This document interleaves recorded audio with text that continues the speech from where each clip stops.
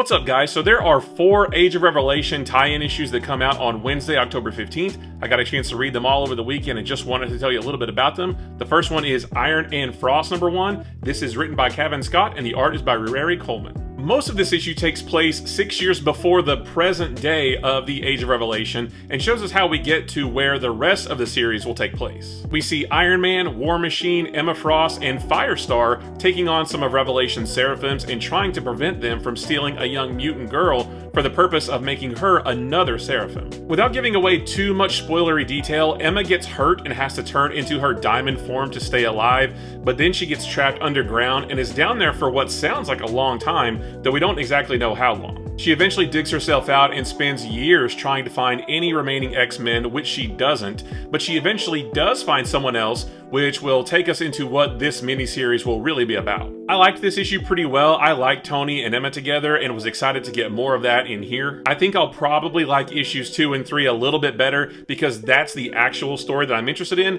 while this just shows us how we get there. This issue doesn't really add anything to the main Age of Revelation story, but these next 2 issues will at least partly be about Tony looking for a cure to the X-Virus, which could possibly come into play at the end of all of it.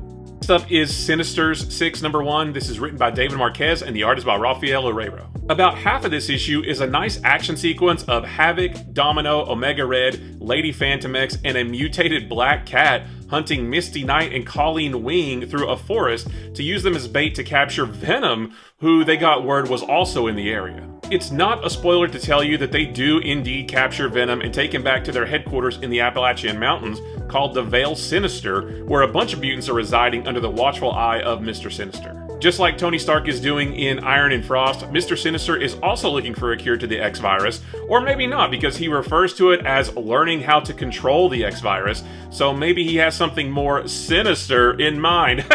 That's the overall gist of this first issue, and I liked it pretty well. I think it's my favorite of the 4 Age of Revelation books this week, mostly because I think this is just a really cool team. Sinister does want this team to stop Revelation from infecting everything with the X-Virus, so it's hard to say right now, but this could end up coming into play at the end of this entire event. Next is Rogue Storm #1. This is written by Marewa Aodell and the art is by Roland Bashi. The overall gist of this series is that Storm, who is essentially godlike at this point, which I guess is something that's been established in the current Storm series, has gone mad, and Rogue leads the Uncanny X-Force consisting of Iceman, Warpath, Phantom X, Aquagen, and Gateway in an effort to take her down. It's a crazy sequence because they're in the frozen Sahara Desert riding big monsters that look like mutated rhinos who have giant laser cannons strapped to their back, and they're fighting what are essentially giant mechs that are protecting Storm. Most of this issue is that battle, but another aspect of this series is Rogue herself. I don't want to spoil anything, but I will say that Rogue is a bit different than what you might expect.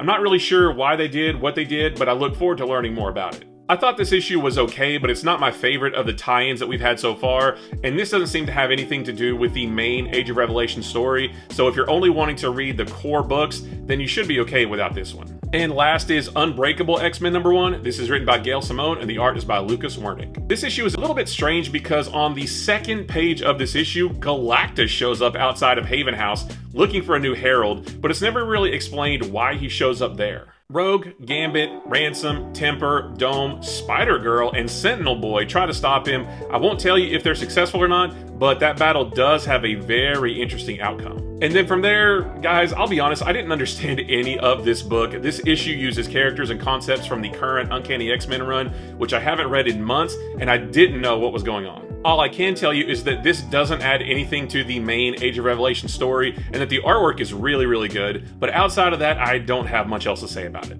So those are the 4 Age of Revelation tie-in issues that come out this week. None of them add anything major into the main Age of Revelation storyline, but at least a couple of them have some interesting concepts in them, and again, they all come out on Wednesday, October 15th. Let me know if you picked them up, and if you do, let me know what you think about them.